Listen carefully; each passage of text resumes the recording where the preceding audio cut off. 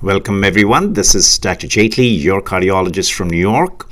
Thank you for being on MuniMeterHealth, your favorite video channel featuring on several social platforms now, primarily geared towards increasing or enhancing medical education and patient education at large, primarily to increase the clinical outcomes or enhance the clinical outcomes and results in all our patients.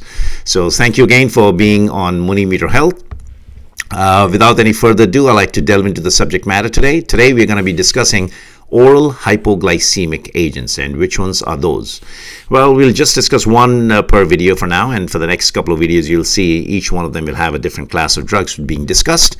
So the mechanism of action, what is DPP4? Now the long name is delta peptidyl peptidase, d-peptidyl peptidase 4. So this is an enzyme that is existing in all individuals. It has a very diverse role, and a lot of it is still not known, but it works on growth factors, works on immune factors, it works on glucose metabolism as well. So we'll try to utilize our glucose metabolism here in this video, how DPP4 inhibitors, which have evolved as a result of this enzyme. So let's understand where DPP4 works. So before we do that, let's understand what is happening when you have food. So as soon as in response to food, once the food gets into the stomach, the incretin production increases. Remember that. Incretin is one of the metabolic hormones which has actions very actually helpful to our milieu interior to maintain a blood glucose. How does it work?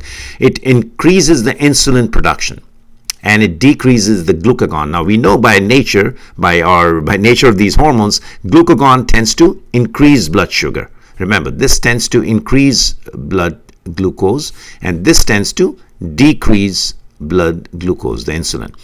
So the reverse action, or the opposite actions between glucagon and insulin, we know results into a balance of blood glucose in our bloodstream. Correct? So each time whenever we have the food taken in, the incretin production will increase, and as a result the glucagon will immediately start going down and insulin production will go up. And because the insulin production goes up, these patients will have, or normal individuals will have a blood glucose maintained very well. DPP4 on the other hand, it actually degrades the incretin. So in other words, it has a negative action on the entire cascade of these events. So in other words, DPP4 is detrimental to the incretin production, or it degrades the incretin production. So therefore you need something to inhibit DPP4, and along came the innovation where the DPP4 inhibitors evolved. And in the past 10-12 years we have three types. They are all FDA approved. One is, they are also called gliptins, by the way, gliptins. One is saxagliptin, the other is linagliptin and sitagliptin. I've just written them in short forms, but they're also called gliptins. Now, the nomenclature is the following: saxagliptin, linagliptin, and sitagliptin.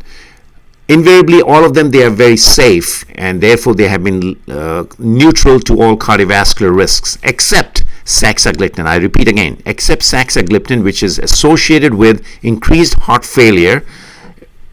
Specifically, so if somebody is already having a heart failure, you have to make sure that that person is not receiving saxagliptin. One, that'll be on the board question also for the residents and fellows, but in clinical practice I think you should remember saxagliptin is a big no-no if you have a person who is about to go into heart failure, or is asymptomatic, having LV dysfunction, or has a borderline LVEF about 50 or under.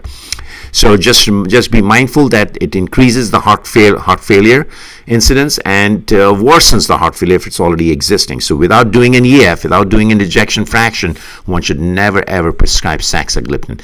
And therefore now we have an FDA warning, as a matter of fact, and I will just put that as a star here, and that is a warning that if patients who have proneness for heart failure or who are already in heart failure, they should not receive saxagliptin. Okay, so this is an FDA warning right there. But linagliptin and sitagliptin have not been shown to have any cardiovascular risk associated with them.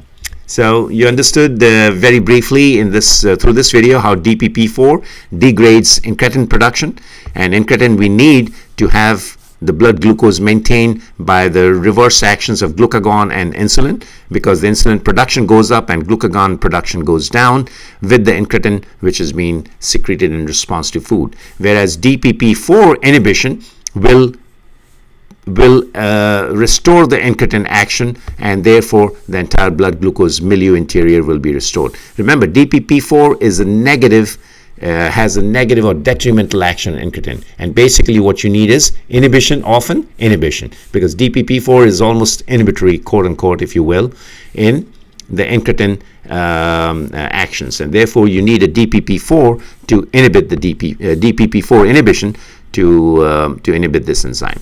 Okay, so once again, thank you for watching MuniMeterHealth, your favorite video site, primarily to enhance medical education and patient education, as I said, to improve the clinical outcomes. And once again, this is Dr. Jaitly. So long, and see you again in the